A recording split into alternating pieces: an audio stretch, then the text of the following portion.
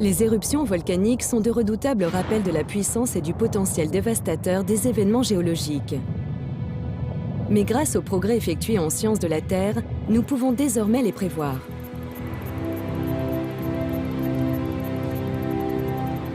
Le comportement externe des volcans, notamment les niveaux de température et la projection de cendres volcaniques, fait désormais l'objet d'une surveillance.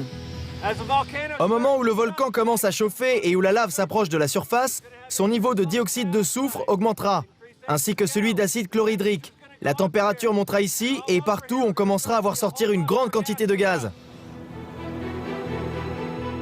Une déformation du terrain est également possible, le sol se boursouflant au fur et à mesure de la montée du magma.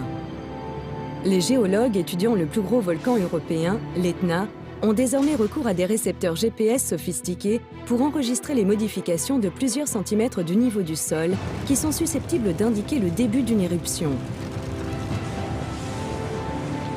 Mais pour les prévisions à plus long terme, les scientifiques se tournent vers la sismologie, l'étude des tremblements de terre.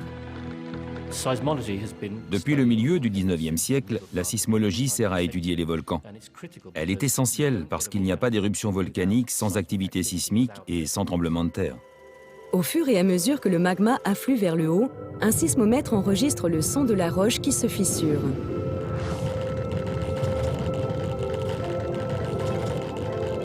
Mais cette méthode reste trop imprécise pour prédire le moment exact des éruptions.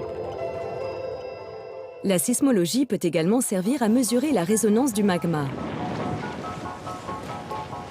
Lorsqu'un volcan est sur le point d'entrer en éruption, le magma provoque des vibrations plus fréquentes, exprimées sur un sismomètre par ce que l'on appelle un événement longue période.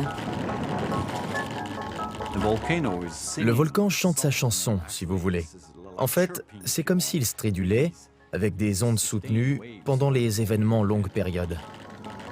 À l'exemple d'un bouchon de bouteille, avec l'accumulation de pression accompagnant chaque onde, le volcan finit par entrer en éruption.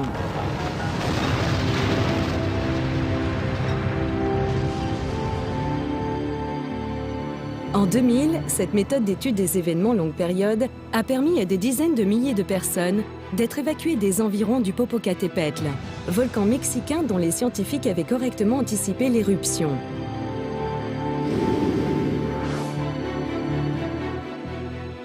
On espère que ces progrès dans les prévisions de l'activité volcanique signifieront qu'il n'y aura plus de victimes d'éruptions volcaniques à l'avenir, puisqu'il y aura toujours des signes avant-coureurs de l'éruption d'un volcan.